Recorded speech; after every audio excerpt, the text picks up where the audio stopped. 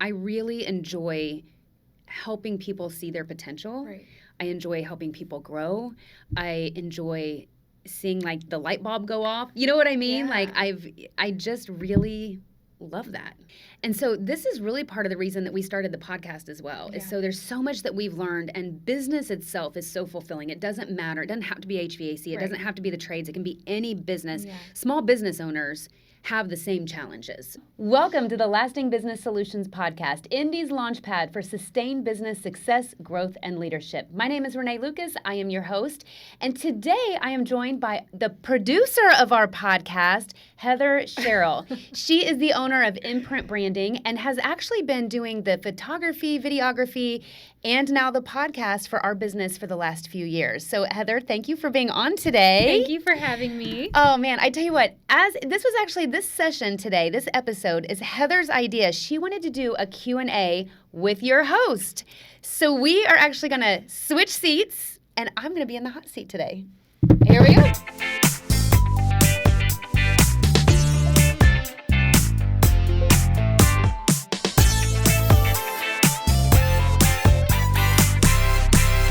So how does it feel to be on the other side of the It's table? actually weird. It feels so strange because I'm so used to being over there. Mhm. Yeah, but here we are. I'm happy to be over here. It feels weird for me to be on this side of the camera. I know. You're always behind the scenes. And anytime I'll say, Heather, be in our picture, you're like, no, I'm good. No.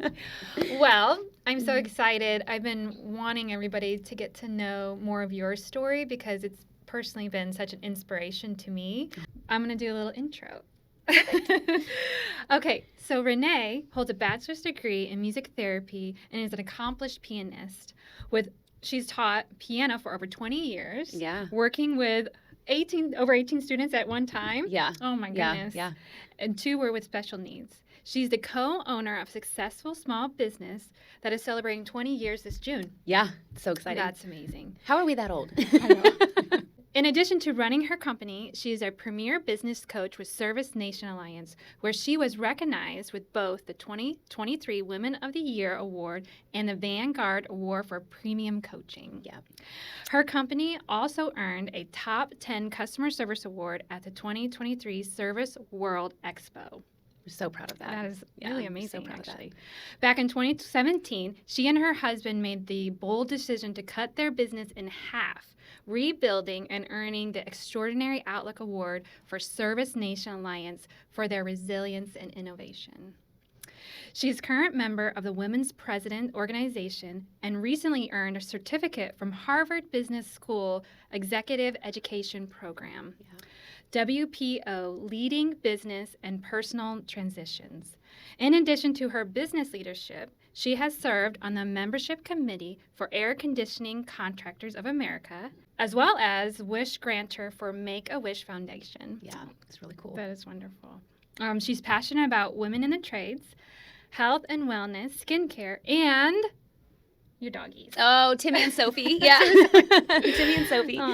She's been married to her husband, which we've all come to know, Travis, Yes. for Yep. 24 years. Mm-hmm. She is now launching a second business focused on remediation, natural disaster victims, an idea born from your own experience going through a recent hurricane. Yes. You know Renee as host of this podcast, but today she's in the hot seat. Here we are. Here we are. Thank you Woo. for coming to your own podcast. Yeah, no, it's very exciting. I was like, I would love to be a guest. Yes, this is what it feels like. So today, should we just start from the beginning? Yeah, let's do it. Let's do it. Okay. Ooh, well, I grew up in southern Indiana, Okay. so Seymour, Indiana. I was actually born in Ohio. We moved to southern Indiana when I was very young. Okay. So actually, it was just my parents and my sister and I in Indiana. The rest of my family lived in Ohio. And so I'm very close with my family still to this day. We all live in Indianapolis now, but lived in a small town really my whole childhood until I graduated high school. My parents are amazing, and they're great role models. I will say some things that I learned that I think definitely impact me now. My mom and dad, I always felt like had a really good balance in their life. And so, having kids, we did our kid things, right? I played piano. My sister played in different sports, basketball. She ran track. But my parents also kept their own hobbies. My mom played volleyball. They both went on a bowling league. They took vacations with and without us. I remember there was once we were with a babysitter for 2 weeks when they went to Hawaii. And so they just kept a really strong balance. And my dad has always said, you work hard to play hard. And I've had that mentality through my life. That's and amazing. You know, one of the things when Travis and I went through the transition with our business, one of my goals was that we could take a vacation. Right. And having that work-life balance is something I felt like I'd been missing for a long time. And I kept going back to what my dad said. And there were years, like, we didn't have money to take a vacation, but we'd go to Kings Island, or we'd go camping, or we would do something that felt like a vacation, like we were getting away. And it's as good for them as parents as it was as fun for us as kids, right? Getting out of the ordinary. Yeah. So that's always stuck with me. One other thing that has always stuck with me, and I think this is why I'm so goals driven, but my dad talked about the monotony of life. And, you know, he's probably talking about kind of like the midlife crisis that we all hear about. But, you know, he was like, you get up and you go to work and you come home and you get dinner and you help the kids with their homework. And then you get up and you go to work and you come home and you help the kids with their homework. And he said it's that monotony. And he talked to me about, like, when you're young, you always have that next thing. Like, you're going to graduate high school and then, you know, maybe you go to college or you go into the military or you get your first job, whatever that looks like. And then, you know, maybe you meet somebody and maybe you get married or you have kids or what. But there's always, you buy your first house, you get your first car. There's always those first things. And he was like, and then you do all of your first things. And then it's like, now what? And I remember so clearly having that conversation with him. And for me, I was like, man, I don't want to have a now what. I always want to be like having something that I'm working towards. I mean, trust me, we've all been there. We've all had those feelings of burnout or, oh my gosh, all I do is work and sleep and work and sleep and work and sleep. But you always have those things that you're looking forward to, you know? And so those are some things that I think really shaped me. You were more on the band side of things, and your sister was more on the sports side? Yes, definitely. So I did a lot with my choir, and I actually played the piano and accompanied the choir. So that was kind of my big thing. I actually sung in the choir at my college, and that was the first time I'd ever been to New York City, was with my college choir, which was really cool. But my major was piano and music therapy, and so music was a very, very big part of my life through my early 20s. Up in Fort Wayne, I went to Indiana Purdue University. It's before I think they're split now, but it was IPFW up in Fort Wayne, and so they had a music therapy program that I went to at that time. That's so interesting. Yeah, it was fun because Fort Wayne was such a big city to me. Oh, and my biggest thing was like, I want to live in the big city. And so that was really exciting. There was another program. It's a really strong music therapy program in Kansas, one of the universities in Kansas. But I just wasn't ready to leave home and go to Kansas. I remember telling my dad that right out of high school, I was just going to go to IUPUC, so Indiana University, Purdue University in Columbus, which is really close to Seymour. And I just live at home for my first year, get kind of basic courses out of the way. My dad was like, that's fine, you can do that. But he was like, you can't live here. And I was speechless. I felt like, I remember I cried because I felt like he doesn't want me here. He wants me to move out. I know now, oh my gosh, he was being a parent and forcing me out to be independent and to go. I never moved back in, not even for a summer. Like I never even came back for the summers. I actually stayed and taught piano lessons and worked in Fort Wayne. Oh, no way. Where does Travis come into your story? Oh, you know, so Travis and I started dating when I was 15, actually. Yeah, I know. A lot of people don't know that. So there's a 4-year age difference between us. I know, it was a little bit of scandal back then. I was not doing the math. I was doing the math. Yeah, and well, think about, like, your kids are all teenagers, right? So I know, if they bring home a 19-year-old, how's that going to go? It's not going to go great, I'll be honest. You know, it's not any sort of, like, fireworks story. I had a really good friend who was dating a cousin of his, and we ended up, he was coming in. He lived in Indianapolis at the time. So obviously he's graduated high school. He was doing landscaping, living up in Indianapolis, and happened to be down to kind of hang out for the weekend with his cousin, who is still to this day a really good friend. We're really close with them. And we went and we met that night, and we literally, like, we started dating, and I mean, the rest is literally history. We have not been separated since then. Yeah. So when you went to Fort Wayne, he went too. And so when I was finishing high school, he went to school and got it's a 2-year program, and then worked for a small company in southern Indiana until I graduated. And then he ended up getting a full-time position up in Fort Wayne, and we moved up there together. So, yeah. Yeah. That's amazing. Yeah. I did not know you were together since you guys were kids. Yeah. But it's funny because people always say, did you go to high school together? I'm like, well, technically, no. He did take me to my junior prom, though. Yeah, so, which was, I'm sure, like, just... Do you have pictures from from him? Oh, yeah, we totally have pictures from that. So, looking back at this first little bit of your life, yeah. Were there any challenges that you faced that kind of helped shape who you are? Yeah, I actually had a really big one. When I was in high school, I was 17 years old, and I was diagnosed with ulcerative colitis. And so I was having, it's an autoimmune disease, and it affects your GI system. And so I was having a lot of those types of issues. And as a teenager, it's not fun, super embarrassing, all of the things. And, besides the diagnosis itself, I was immediately put on a lot of medication. I wasn't outwardly sick to where like you couldn't look at me and say like you're sick, but I was sick.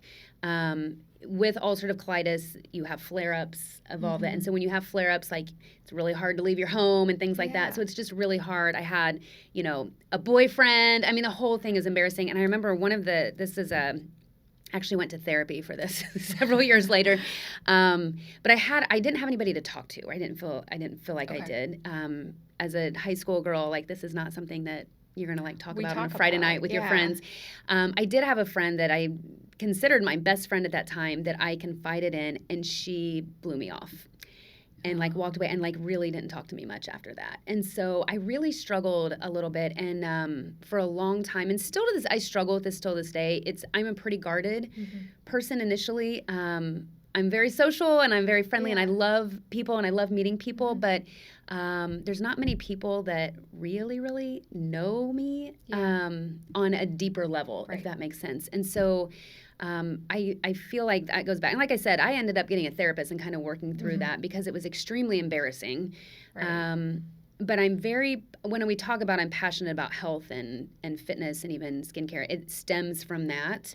There's a lot of, besides getting healthy, getting off medication, all of that, there was that emotional piece of it as a teenage girl and how I felt kind of shunned from a friend, and then I was guarded, and then I didn't really get very close, and potentially not even really understanding everything that's going on in your own body because you're a teenage girl. You don't, and there's so many changes anyway, like as a girl and hormones flying and everything else. That's awful. And then to go through like all of that, it was really hard. It was really hard. So that was kind of the end of in high school, I always felt like I was kind of friends with everybody, but I didn't belong to any sort of like group, you know what I mean? There wasn't many like people that played piano in high school or that sort of thing, and so I was kind of on my own with that, and especially being from a small town or whatever. But I think, and a lot of it, I don't want to put it on anybody else, but I think I just I kind of turned inward a little bit because I was so embarrassed with dealing with the colitis that I pulled away from people too. And so I got to a point too, even though my dad was like, you have to go, once I decided to go to Fort Wayne, it's like I couldn't get out of there fast enough. You know what I mean? I just felt like I needed to start over with new people, and so it was hard. It was really hard. I can see like knowing you now and how you care for people. And is like, you really took how that made you feel, and like I can see how you never want to make somebody feel like that. No. Because of how kind and caring and thoughtful you are with people around you. It's definitely shaped me a lot. When I finished school, we were looking at either moving to Chicago or Indianapolis. We just really liked big cities. We wanted something bigger than Fort Wayne. And at this time, he had been working in HVAC for a few years and had started having the idea of like, man, maybe one day it'd be cool to own our own business. And so that's what we were like, Indianapolis, I think, would be easier to do that than a big place like Chicago, and it's a little closer to home. And so we moved in 2002, and we've been in Indy ever since. When we had that idea about starting our own business, and actually, if you haven't listened to the first 2 episodes of the podcast, we tell our story and how LCS really came about and kind of our journey over the past 20 years. So check those out if you haven't already. It's so good. Yeah, thank you. I have to say. We started LCS. I kept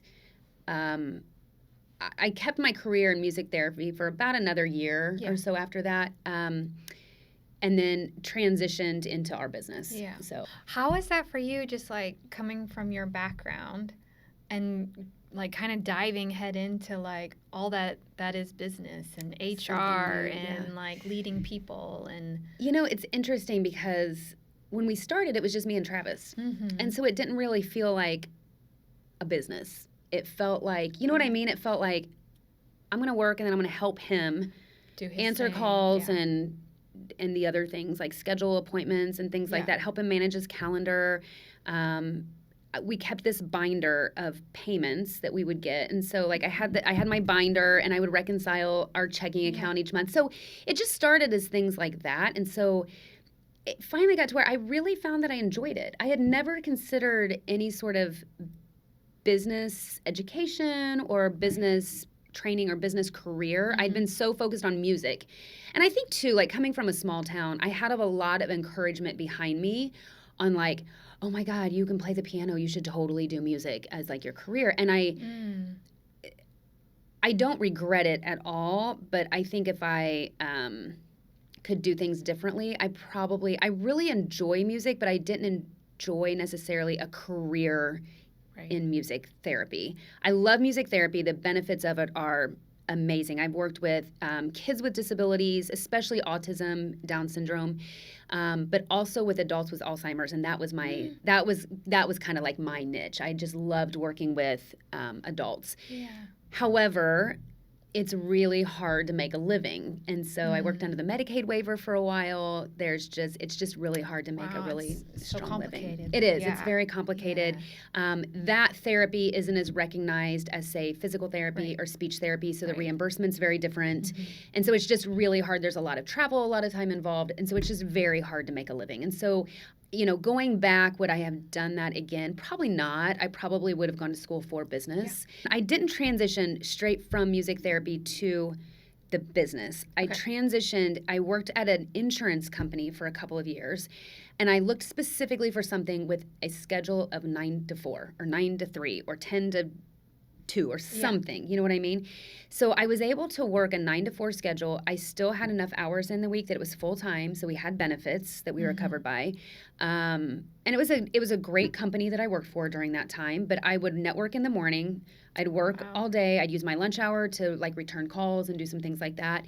Did that for a couple of years before transitioning full time into our business. And so I was really burnt out by the time I got to that point because I was just it was a lot. Working all the time. Yeah, I was working all the time. 2 full-time jobs. Yeah. So a lot of people like myself are like, wow, you co-own a business with your husband, your partner. Yeah. And is that difficult? What people ask us all the time is, how do you work with your spouse? Or how do you work with your husband? How do you work with your wife? Yeah. They then you go home and you... Yeah, and you're there. And it's funny because Travis and I don't have children. Okay. And so we go home to each other. You know what I mean? And so that's the other thing, too, is we don't have kids to distract us. Like, we go home to each other. And so we really are. We've learned over the years how to stay in our own lanes. I'd say that's probably one of the most challenging things of working with your spouse is, if you look at our disc profiles. Yes. Okay, if you're familiar with disc at all, I am a very high D. Okay. He is not. What does that mean for so us high that may D? not know? Yeah, high D is a driver. Okay. They like to get results. Like they're moving forward. They take things and go and want to see action. Right. Yeah. Sometimes high Ds can come across as being a little aggressive or a little direct or a little blunt or whatever. Yeah. And so that is 100% me. He is not like that at all. And so, some of the things that we've worked through, like this is, something as we would talk, he would say, I feel like you shoot down all my ideas. And I was like, oh, no, I don't. And so we would talk through that. He said, yeah, like this time, this is what I share and this is what you said. And I was like, to me, I was just talking through it and brainstorming, and it's like, well, I don't know if that'll work, but what about this? And da-da-da-da-da. Yeah. He took it as, I thought I didn't like any of his ideas, right? Right. And then we've had, on the flip side, there's been things that I've said, man, I feel like this, but we are able to have an open conversation about that. So we've been able to work through those things. I think today, what's most important for us is that we stay in our own lanes. Right. And so he has a real strength for operations, processes, efficiency, knowing how, he's got a field mechanical mind. Right. And so how can I be most efficient here? Mm-hmm. My brain doesn't really work with all of that. I'm more on the side of numbers and metrics and accountability and things like that. And so there's strengths that the business need, but they're very different. But we've got to make sure I'm not crossing over into that. He's not crossing over into this. Mm-hmm. Does that make sense? So 100%. I'd say for anybody And working with their spouse. respecting the Yeah. differences. And really. trusting Yeah. and trusting what they're doing, Yeah. right? I think that's a big thing too, is if I didn't Yeah. trust those processes that he's putting into place or Right. the operations, that's what makes it really hard. So there's a level of trust that has to be there. Right. Now, as a woman Mm-hmm. in the trade, how has that been for you, and how have you found your place? Oh, that's a great question. I'm really passionate about women in the trades. Yeah. When obviously heating and air conditioning was not my childhood dream. Oh, That really? I did not grow up working on Oh. show me how this air conditioner works. Yeah. Still to this day, I could care less about the technical stuff. And I Yeah, tell her yeah. when we're doing training and we'll role play with some technicians, they'll be, and if they get a little Yeah. technical, because we work on soft skills. So how do you Yeah. explain something to somebody Right. without making them feel dumb or without Right. talking so far over their head Okay, that they don't good. know, Yeah, right? yeah. So we'll role play and I'll yawn or I'll be like, oh my God, you lost me 5 minutes ago. Don't care. And I Okay. really enjoy that part, even though it's not the technical, mechanical part of it. Don't care. I care that it's working. Yeah. I want it to work. I want my humidity to be under control. 100%. I want convenience. I want all of those things. But I really enjoy that part of it. And I really enjoy seeing people grow. I like seeing people who Yeah. come in and don't know anything and we're able to train them. Yeah. And a lot of the training that we do, it's not just technical, it's the soft skills, like I mentioned, which then can carry over into their personal lives. Mhm. I just get a lot out of that. I'm very goal oriented, as I mentioned. And so I set short-term goals. I set 1-year goals. I set long-term goals. I set bucket list goals. And I like to see what other people's are. And I was like, oh man, I want to help you get there, right? What Yeah. can I do to help you get there? Because I just think it's really cool when people get to go on an amazing vacation or they get to do something for their parents or they buy Yeah. their first home or they get that car of their dreams or they send their kids to college. I mean, and our business is the avenue that we can do that. So even though HVAC itself may not be something that I feel like I know a lot about, Right. I can use that avenue to fulfill so many other buckets. It's about the people It is. still. It is. It's about the Yeah. people. And I think, you mentioned it before. I know what it feels like to feel alone. Yeah. And I don't want people to feel alone. And I've seen Travis go through this, and he's talked about this in our first couple of episodes, how he didn't feel like he was smart because he wasn't good in school, right? And so throughout his adult life, it's not so much anymore, but I mean, he's almost 50, so thank goodness we've grown out of this, right? You outed him. I totally did. And I'm rushing it because he's going to be 49 this year. Okay. So yeah, I'm like, oh, you're like pretty much done with your 40s. Oh my God. But I think one of the things that I've seen him and other people struggle with, even in their adult life, is feeling a certain way about themselves because of maybe how they did in school or what their grades were or what, other kids told them, or they didn't graduate with this, that, and the other. Right. So they feel dumb or they feel like they don't know. And I really enjoy helping people see their potential. Right. I enjoy helping people grow. I enjoy seeing the light bulb go off. You know what I mean? Yeah. I just really love that.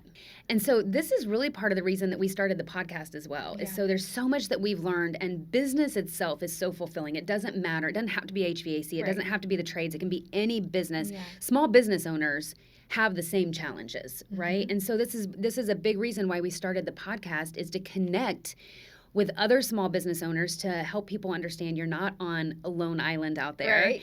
There are people out there who are experiencing the same way because it's sure? lonely. I feel lonely. Swear. Yeah, you know. It's funny because even like a little behind the scenes, Yeah. you know, we'll talk and you'll be like, oh my gosh, I know I what know. you mean. Yes, Oh and my we're in gosh. completely different businesses. Yeah. Yeah. Yeah. Well, my brother's an opera singer. I don't know if you know that. I did not know that. Yeah, so he's pretty much his own business. Yeah. And so there's so many, I've helped Wow. him do a lot of his business things, but it's like, oh my gosh, even an opera singer to an HVC company to a media company. Yep. It's like, I feel like we're all struggling in so many similar ways. You know, we still deliver, take an opera singer and an HVAC company, right? You are delivering something to somebody else. So for him, it's a performance. It's something that they have paid to see, and they have certain expectations for what that'll be like, which creates a certain amount of pressure, I would imagine. For us, it's a service that somebody is paying for to fix a pain that they have. And so even though you think that they have nothing to do with each other, you're providing some sort of service. You're probably working with other people. Right. I mean, there's agencies and vendors and everything else that are all in that mix. I just read about all these amazing organizations you're a part of, and even going to Harvard. Yes. And what motivates you to get so involved at like the next level? You know, one of our core values, Travis and I have talked about our core values that we have. One of our core values is education and training. And so for me, that's, I know what education has done, right? And education can be listening to a podcast. It can be watching a webinar. It can be visiting another company. There's so many levels. It can be reading a book. I mean, there's so many levels of education. And so I really try to take every opportunity that I can. I love to learn. I love to implement. I have learned along the way that I don't have to create everything and do everything myself. I just need to learn something and just do it. Like they did it, right? Because it worked there, it'll work over here. Yeah, was it the quote that you said in maybe one in the last podcast? Yes, the quote with Andy on only a fool learns from their own mistakes. A wise man learns from everybody else's mistakes. Right. And so it's the same thing when you're learning and you're implementing your business. Yeah. Only a fool is going to create that process from scratch by themselves. You know what I mean? How has your personal values and motivations really affected how you run the business? You know, everything we do is by our core values. And so honesty and integrity, count on us, finding fun in every day, that education and training, doing whatever it takes. Yeah. Those are the things, they're not just fluff for us. Like we really do. And we've talked about, we hire by those. We talk a lot about those in our interview process. And then there are some times where we have to part ways with people. But those values are very important to me. The honesty and integrity one, like, I don't play with that. Yeah. And so I love that. You get kind of one chance with me. Yeah. Like if you lie to me, we're probably done. You know, and so many things have been broken at that point. It has been. And you know, I think that's something, and I will say, I'm proud to have values that strong, but it's also a little bit of a weakness with me where I probably need to have some more empathy or more patience maybe, or some more flexibility with some things. But honesty and integrity is just one that I just feel like I can't give on. I can give and have some flexibility on some of those other things, and we can work through some of those things and whatever. But when it comes to telling the truth or taking ownership of something or just owning up to a mistake or something, I'm really like, I have a very hard line on that, a very hard line. I've seen you say to people and in person, even with me, it's like, it's okay if you make a mistake. Yeah, we all do. Just own it. Own it. Yeah. Own it, You're not expecting anybody to be perfect. No. We had somebody, I'll share a little story. We had somebody that worked with us several years ago who scratched a door as they were carrying equipment out, right? Okay. But instead of owning it, they took a black Sharpie marker and tried to color in the scratch. Okay. And so when that was brought to our attention, it was on camera, right? Oh. And then he lied about it. Oh. And it's just like he wasn't with us, you know, after that, because it's one of those things. It's like those things happen. What can we learn from that? Let's not haul equipment by ourselves to try to cut time, right? Because it's a safety issue. Number one, there's a lot of things that can happen. But number two, like, man, if you lie about something like that, then I can't. It wasn't a mistake. No. As we are kind of wrapping this up, I would love to know if you had some advice for that 17-year-old Renee going through that harder time with her friend and feeling unseen and unknown and kind of walling off. What would you tell her? I would tell her that I would tell her to lean into the people that she knew were there. So, for example, I'm really glad that didn't cause me to pull away from Travis, for example. You know what I mean? I could have leaned into my parents more than what I did. I just kind of pulled away from people in general, except Travis. Oh. And I think that's one thing I would say is there are people that are in your corner. Yeah. And even if it doesn't feel like it, there are. So find those people who are those people. And then it's okay to get outside help. And so I mentioned like several years later, I got a therapist. And there's a lot of things that I worked through. And at the time, I was kind of like, oh my God, I'm embarrassed to have a therapist. Yeah, you know what I mean? I just so was like, vulnerable, what is wrong with me that I can't get through some of this on my own? And now today, it's the same thing with like colitis. I am very comfortable talking to anybody about it and very comfortable talking about my journey, how I got off medication, all of that stuff for it. It's the same thing with a therapist. I'll tell everybody any day. Right. I saw a therapist for 2 years. This is like, we worked on different things. I have different coping skills than what I had before.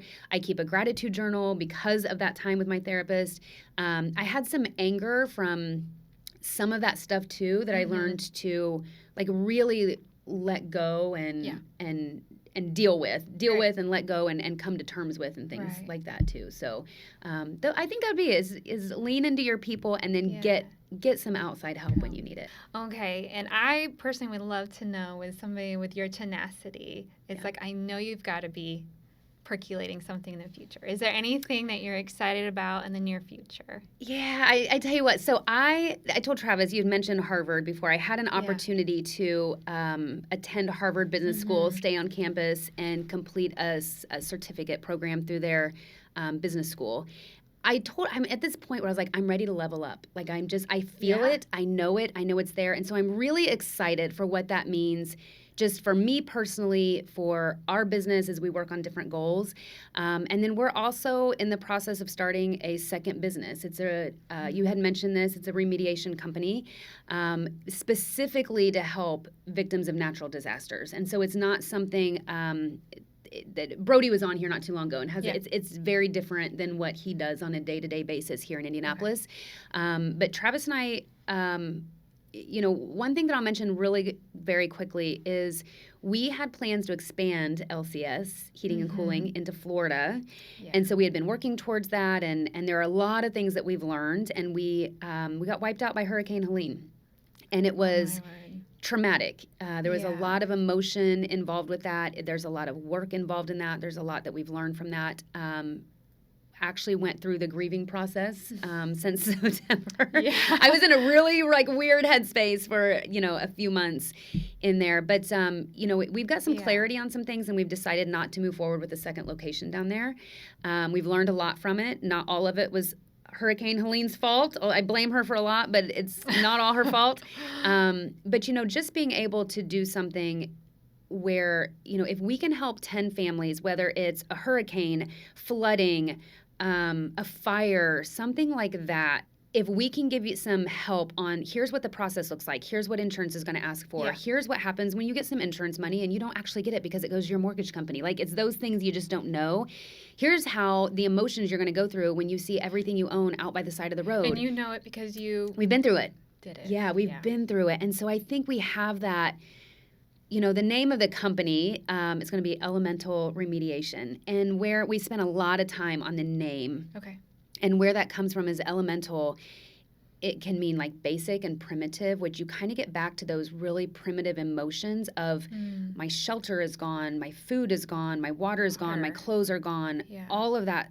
All of those emotions. Yeah. How can I worry about anything else up here when all that's gone? But then also, elemental also means force or strong, and it's really the force of nature, the force of something that kind of takes that away. I love that. So that's how we developed the name.